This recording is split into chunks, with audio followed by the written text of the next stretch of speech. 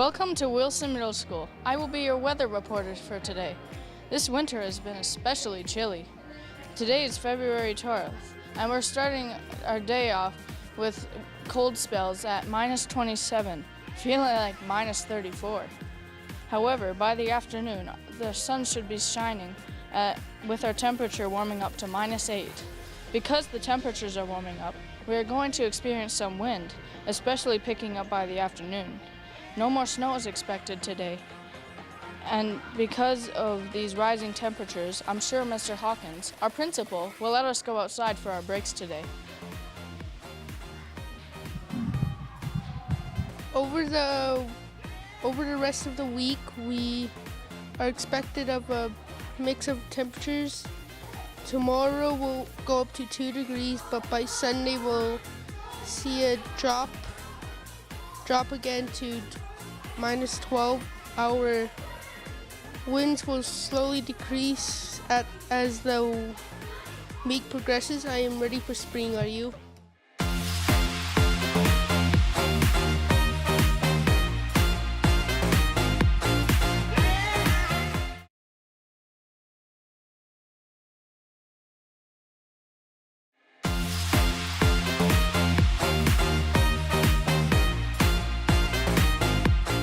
Welcome back. Now reporting from a new area of the school, we have our very large gym that can be broken into 2 sections so that different classes can participate. Some of the things Wilson students do here are yoga, weightlifting, badminton, hockey, and basketball. Today we are going to introduce you to our basketball option. Let's take a look inside.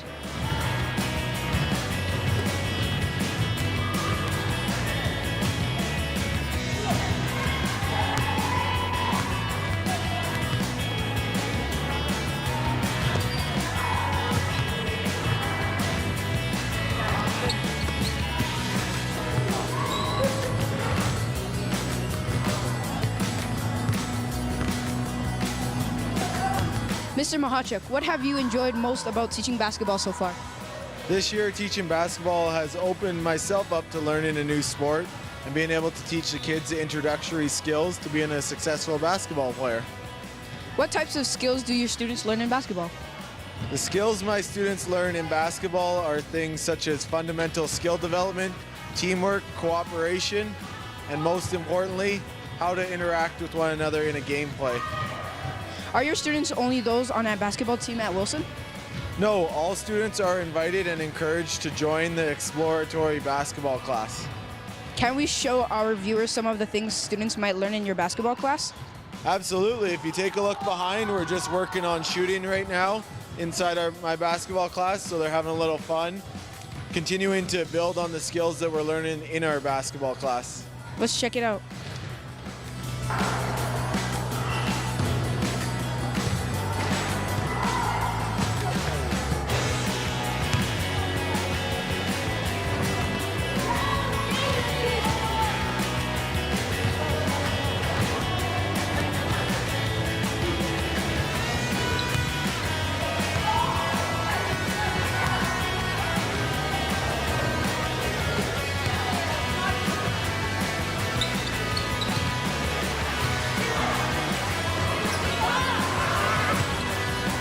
What do you like most about basketball?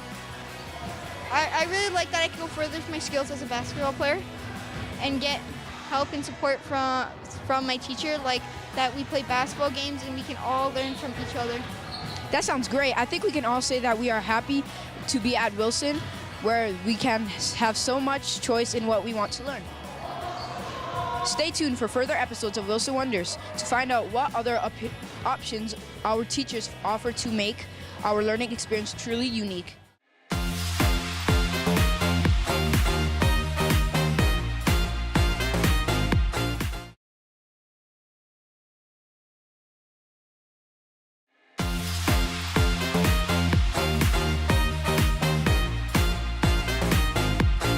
Today we are going to be showing you how to make Flubber. Flubber is wiggly, slimy, and gross. What more could you want? It's fun to make and you can make it any color you want.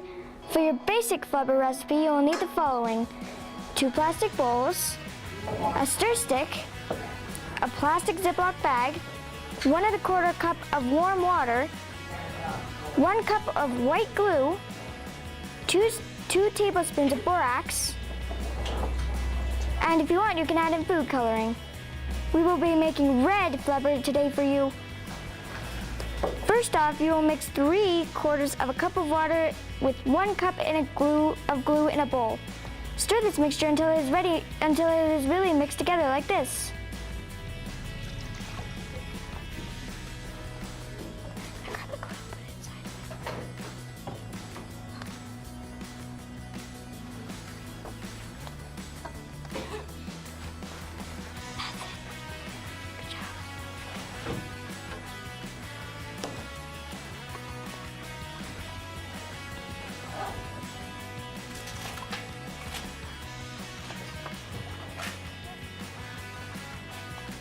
Set it aside.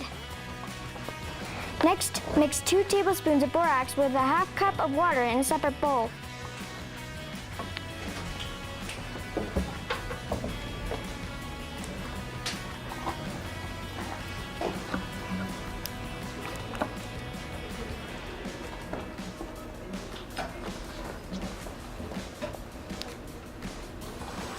Mix thoroughly until all the borax is dissolved like this.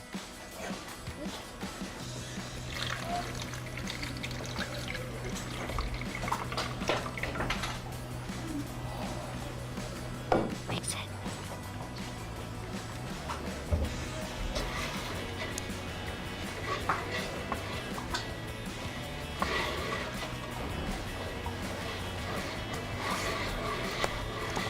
Now combine the 2 mixtures into the bigger bowl. Stir them together.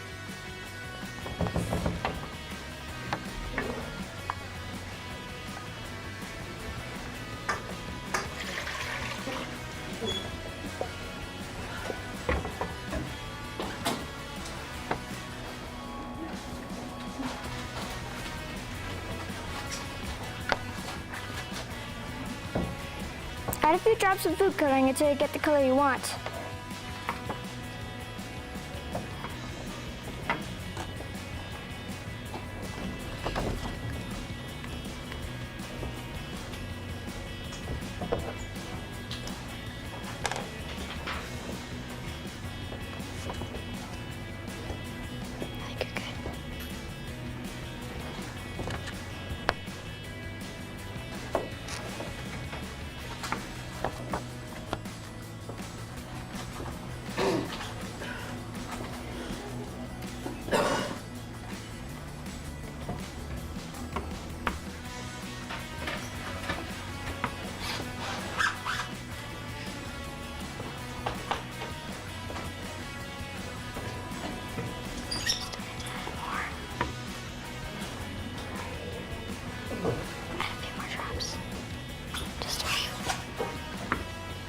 After you have finished mixing, put the mixture in a plastic bag with a good seal.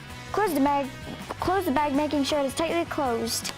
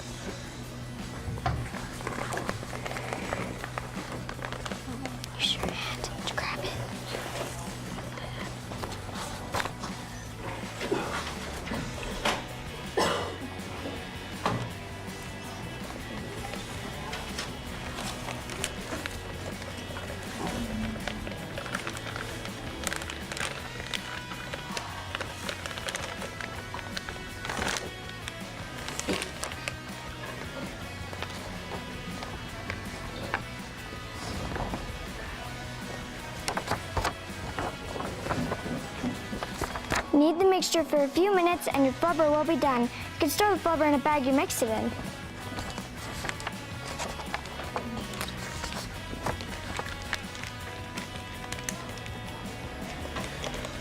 And there you go. You are now the proud owner of Flubber.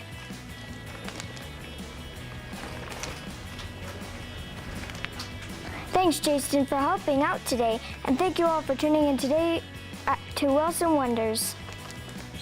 And to keep it kneading in one spot, it'll actually start to feel really nice and warm.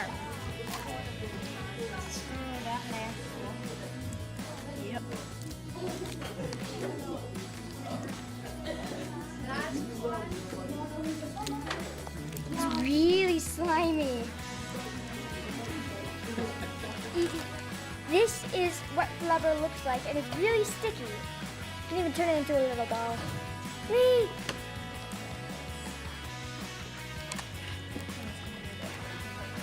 I was told that flubber was supposed to be liquidy on the surface when you put it in the bowl and it melts, but for some reason, it feels like slime instead. I guess it's close enough. Flubber. You guys will sit down. You can sit down.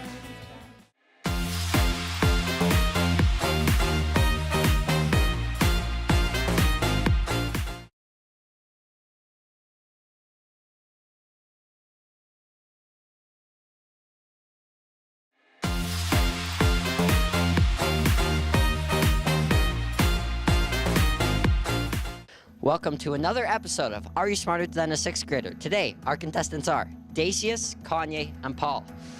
Our theme today is interesting facts about Canada. Okay, let's meet our contestants. Hi, my name is Dacius. Hi, my name's Kanye. Hi, my name is Paul.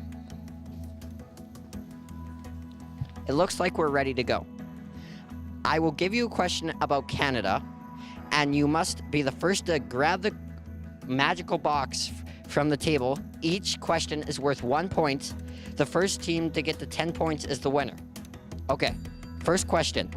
True or false? Canada is the second largest country in the world. True. Correct. Russia is the largest, with Canada at 9.984 million square kilometers coming up second. Next question. How many provinces are in Canada? 10 provinces, 3 territories. Correct. Next question. Canada homes one of the largest highways in the world. Name this highway. Trans-Canada Highway. Correct. This is one of the largest highways in the world at 243,977 kilometers long. True or false? Almost half of Canada's population were born in other countries. False. Actually, that is true. People from all over the world have come to find a new home in Canada. How many time zones are in Canada? 5. No. It's... Anyone else want to try? 6. That is correct. There's 6 time zones in Canada. The Ogopogo is a mythical creature that supposedly lives in what lake? Okanagan. Correct. Similar to the Loch Ness monster, Lake Okanagan in BC supposedly homes the Ogopogo. In Banff, Alberta, there are overpasses that span the highway built with trees and shrubs. Why are they made this way?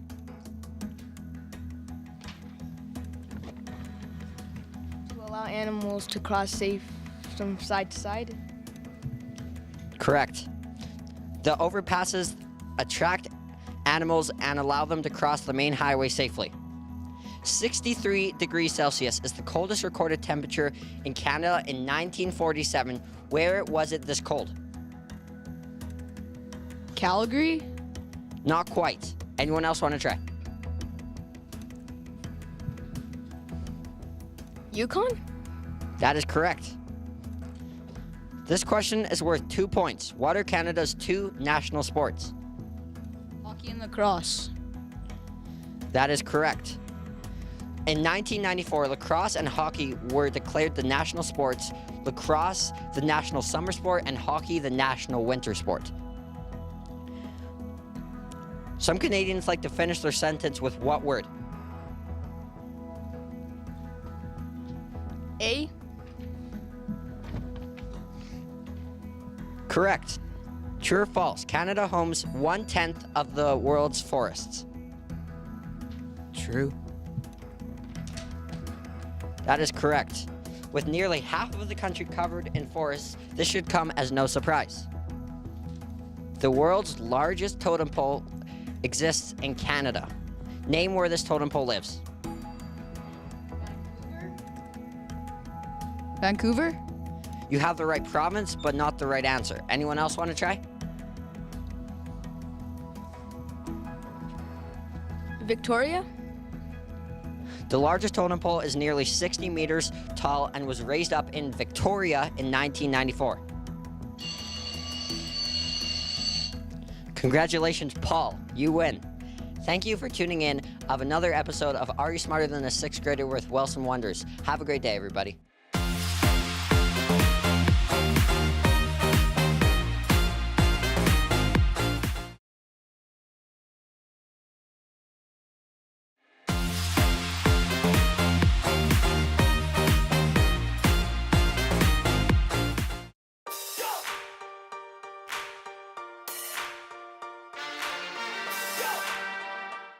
Hello, I'm Austin reporting live from Wilson Middle School. All the teachers, principals, and supporting staff work very hard to make our school the best it can be. Today, we introduce you some of those people. First, we have Mr. Dersh. Mr. Dersh is one of our vice principals at the school. He works tirelessly to make the school run smoothly. Mr. Dersh, how long have you worked as a vice principal at Wilson? This is my 4th year at Wilson, but I also taught here for 10 years as well, so I've been here for 14 out of the last 16 years, a long time. What is your favorite thing about Wilson Middle School? My favorite thing about Wilson is the staff and students. We have a great student body here, we have excellent staff members, and it makes coming to work a lot of fun every day. And obviously having a new modernized building is kind of gravy. Have you always worked at Wilson? No, as I said earlier, 14 out of the last 16 years I've been at Wilson, but I also worked at GS Lakey for 2 years, and I also taught phys ed over in London, England for a year as well. London? In London. If you could change one thing about your job, what would it be? Oh, well, I don't enjoy dealing with kids that have made poor decisions. It's not a highlight of my day, but I also understand that everybody makes mistakes and we learn from those mistakes. But that'd be the one thing, is that we would have halos above our head and have a bunch of little angels running around here. Thank you so much for sharing some of what you do at Wilson. We really appreciate what you do for our school. Perfect. Thank you, Austin. Next, we have Mrs. Heidinger. Mrs. Heidinger is mainly a grade 7 teacher here at Wilson. She has a love for literacy and spreads her joy of reading with everyone around her. What are the main subjects you teach at Wilson? I teach language arts and social studies as core subjects, and then a couple options. What do you enjoy most about teaching? I really like the people that I get to work with. I think that there's so many unique personalities in a classroom, and I just enjoy that aspect of it, just working with lots of different people. You always have a small chalkboard by your door letting students know what book you are currently reading. What is your favorite book? I don't know if I have a favorite book. One of the books I really like is To Kill a Mockingbird, and I love anything by Susan Nielsen too. What is your favorite thing to do when you're not teaching? So I do like to read, but I also enjoy getting out to Waterton or going hiking, being outside. Okay, thank you. This is Mr. LaCourcier.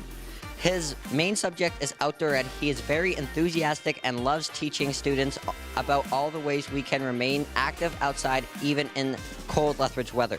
Mr. LaCourcier, when did you start teaching at Wilson? Well, I've been teaching at Wilson. This is my first contracted year. However, I also did my PS3 here 2 years ago, so I guess I've been at Wilson and with the students for about 3 years now. What is your favorite outdoor sport to teach?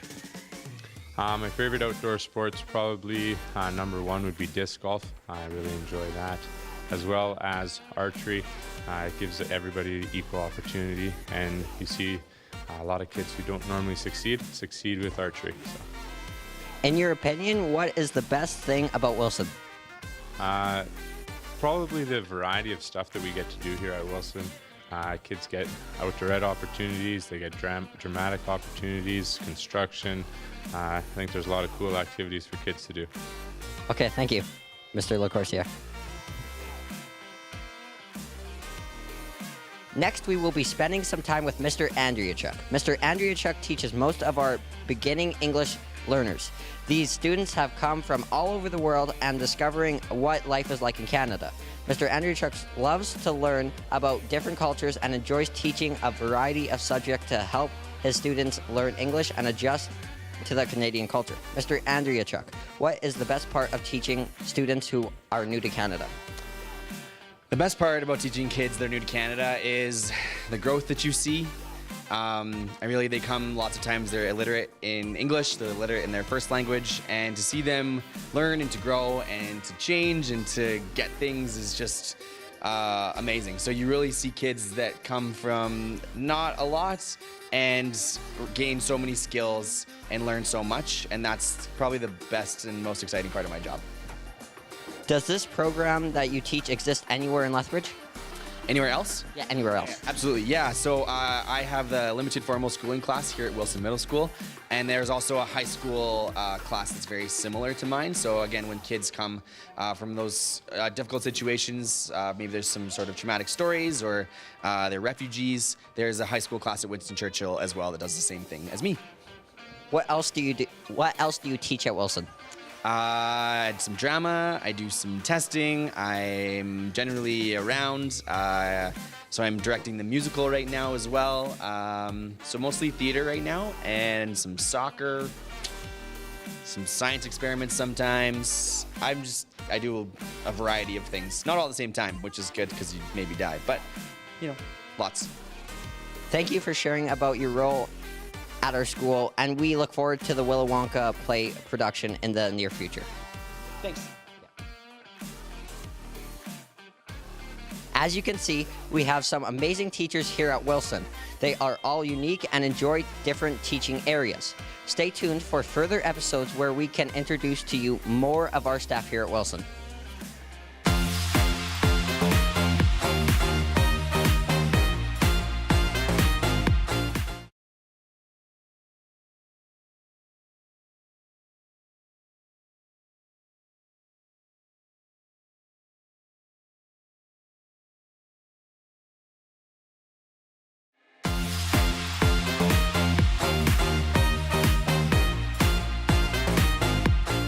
Hello, this is Julian. And this is Dalton.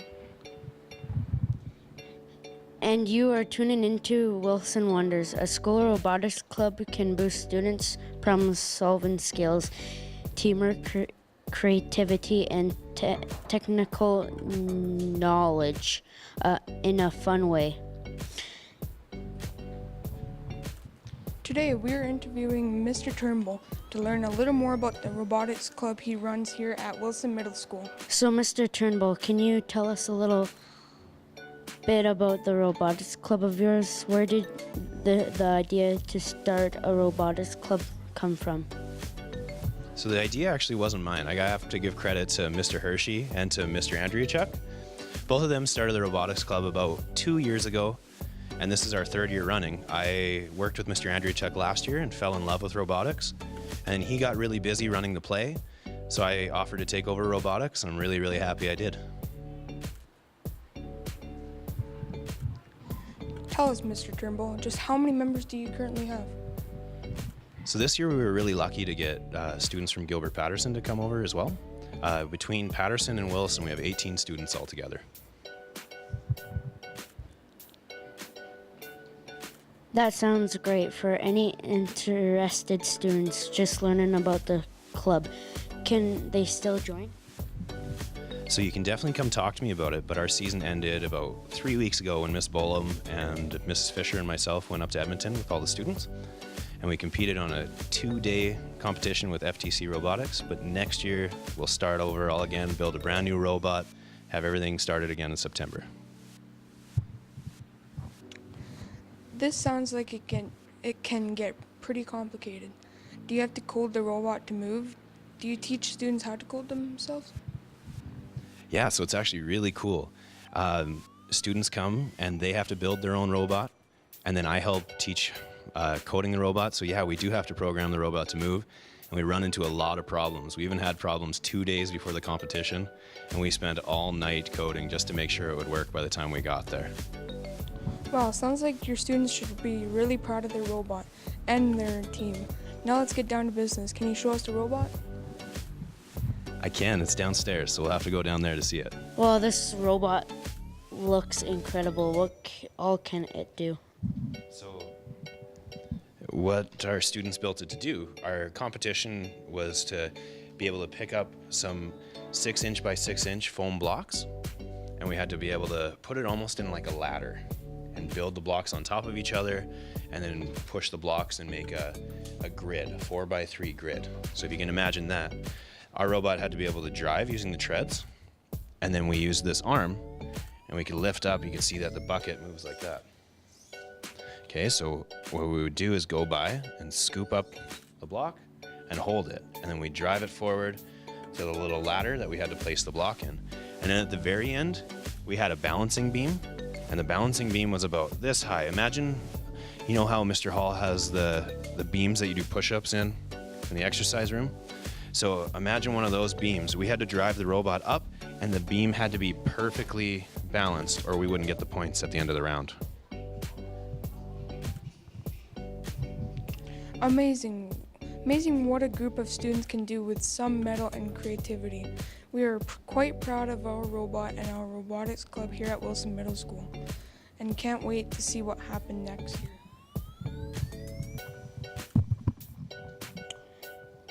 Well, thank you for your time, Mr. Turnbull, and thank you all for tuning in to another episode of Wilson Wonders.